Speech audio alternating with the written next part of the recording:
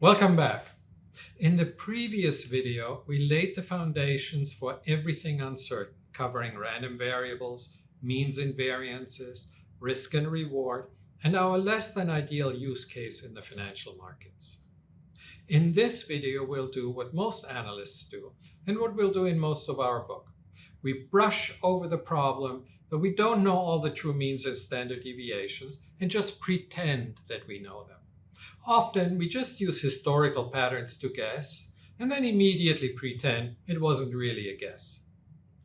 This chapter introduces a first-order concept, the difference between promised and expected returns. So, we still have the same assumptions. We still have a perfect capital markets, no difference in opinion, no taxes, no transaction costs, lots of buyers and sellers.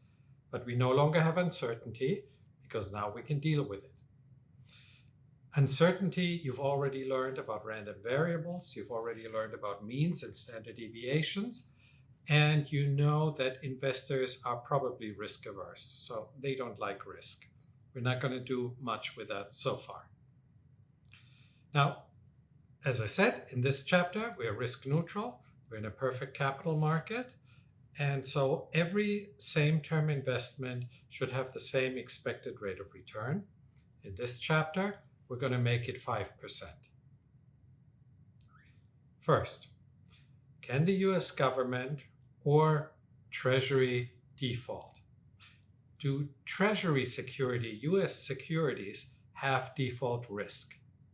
Please pause this video now, answer the question on a piece of paper, and then continue.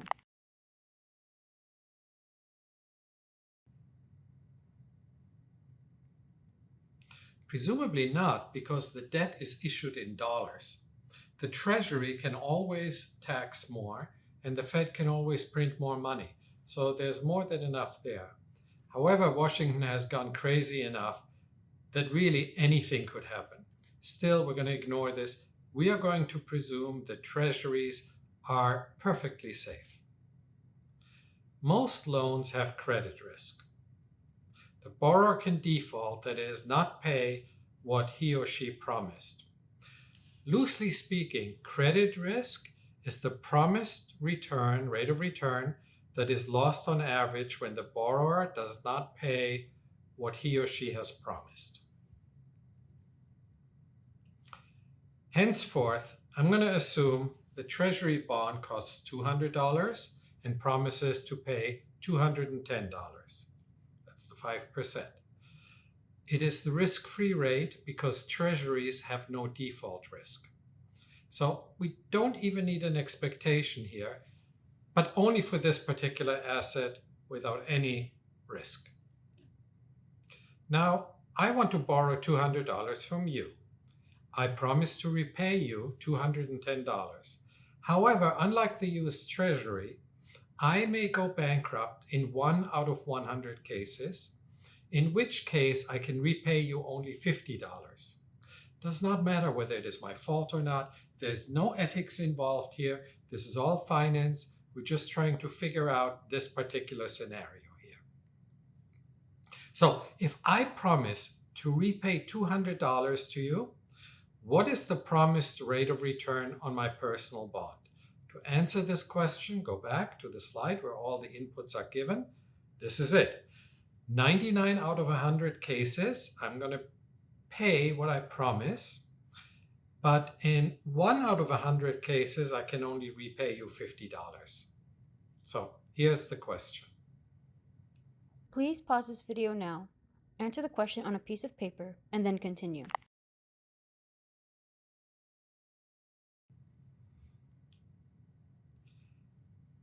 From $200 to $210, promised, not expected, is 5%. Is my promise the same as that of the US Treasury? Please pause this video now, answer the question on a piece of paper, and then continue.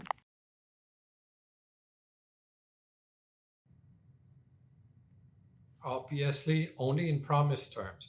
In expected terms, obviously not.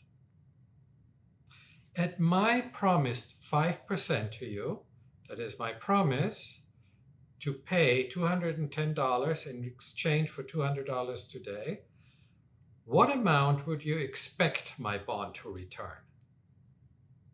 Please pause this video now, answer the question on a piece of paper, and then continue.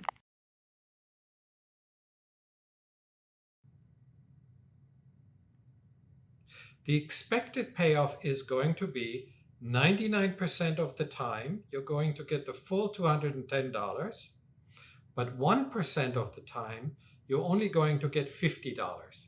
So the expected payoff is $208.40. What rate of return would you expect my bond to give you? Please pause this video now, answer the question on a piece of paper, and then continue.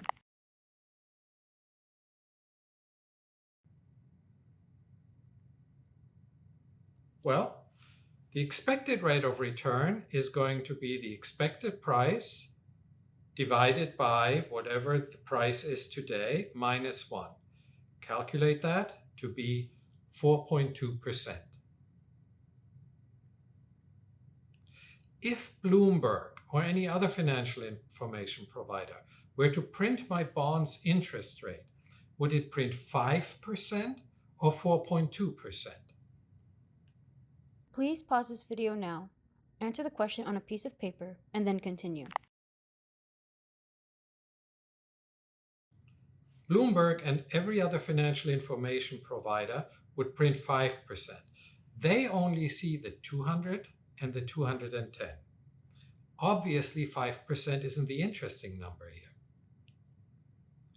Would any lender, would you accept my terms or prefer to put your $200 into the 5% Treasury bond?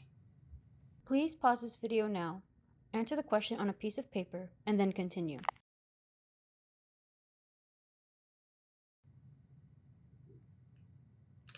Obviously, any lender would prefer the US Treasury. How much money would you be willing to give me in exchange for a promise to pay you $210? Please pause this video now, answer the question on a piece of paper, and then continue.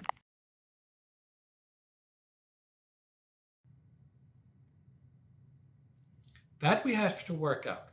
So 99% of the time, you're going to get $210 divided by whatever P0 we're going to come up with, minus 1. That's the rate of return. And 1% of the time, you're going to get whatever rate of return you get if the only repayment is $50. And that whole amount should be 5% because we're still in a risk-neutral environment, perfect capital market, and any investment that promises 5% will be taken by investors. Simplify that, solve it. The answer is the price today should be $198.48.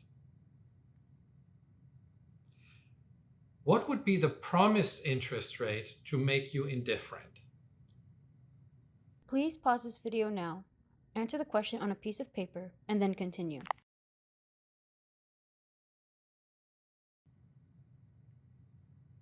Well, we have a price, a fair price, appropriate price of $198.47 and a promise of $210.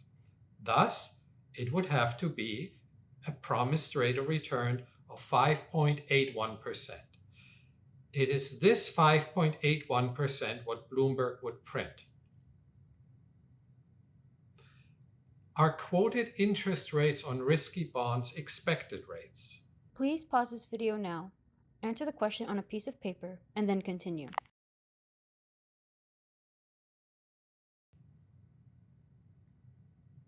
Never. The quoted rates are always higher than the expected rates.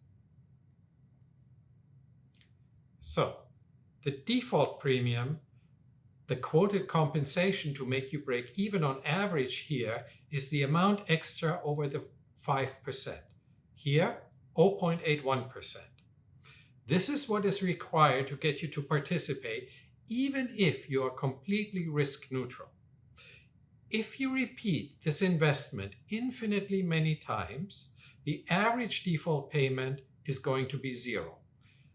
Most of the time, you're going to get the full amount of money, the $210 promise, but every once in a while, every 1 out of 100 times, you only get $50. Put this all together, you get 5%. We have assumed away risk aversion and imperfect capital markets. We're going to cover those in future chapters.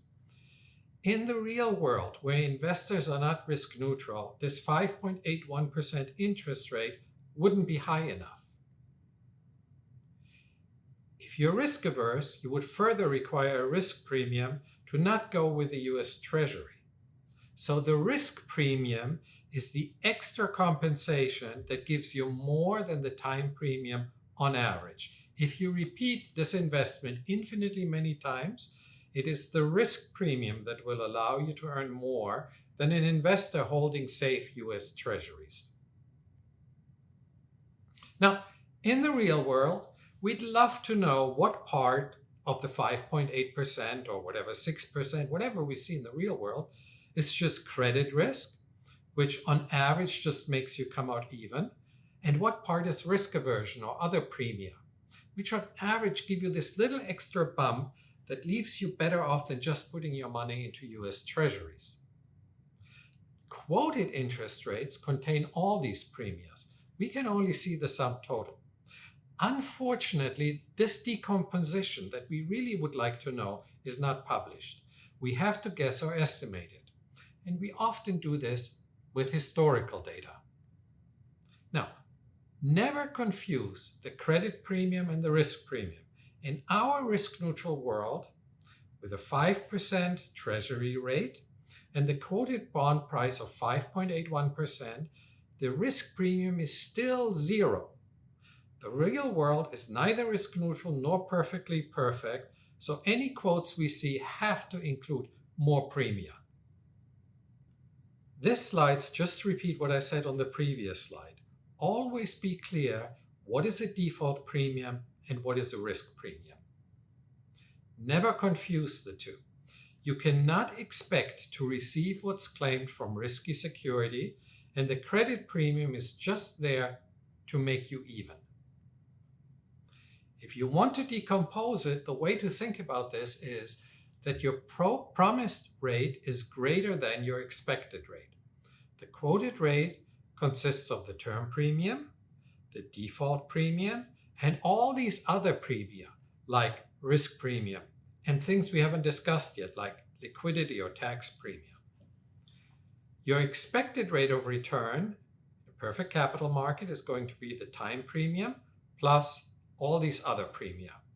Well, in this case, because the expected default premium is zero, and if we assume we are in a perfect capital market, all these other premia are zero. In our example, the promised interest rate of 5.81% included the time premium of 5%, the default premium of 0.81%, and all the other premia, which just happen to be zero in our example. In present value applications, you have to use the expected cash flow and you have to divide it by 1 plus the expected discount rate. The discount rate is never the promised rate, much less the promised rate only on a part of your capital structure, something like debt. You must always use the expected value in both the numerator and the denominator. We typically assume that the appropriate discount rate, your opportunity cost of capital, that is all the other things that you could invest in, is known today. Don't ever use promised returns from other projects in the denominator as your opportunity cost of capital either. In the real world, many practitioners commit grave mistakes using promised returns in the bottom of this formula. So, in sum, the expected payoff is in the numerator, and it takes care of the default risk of our own project. In this case, the expected cash flow is $208.40, We discount that with 5%, and we get 198.47. No one would give us $200 upfront for this loan because the economy-wide cost of capital is 5%. The expected discount rate, not the promised rate of return, is in the denominator. It is the opportunity cost of capital on other projects, quoted in terms of their expected rate of return, not in terms of their promised rates of returns. You can't use their promised rate of return of opportunities elsewhere as your cost of capital. These are just promised too. They are meaningless.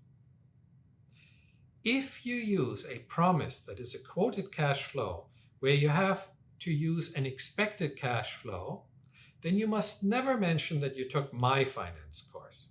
Please just say you took a course at Harvard Business School instead. How about internal rate of return, or yield to maturity? An internal rate of return from promised cash flows is a promised internal rate of return. It's the one that everybody quotes, but it is not what we want. That one is only conditional on the best outcome, that is, full repayment. Never use the promised internal rate of return in capital budgeting applications.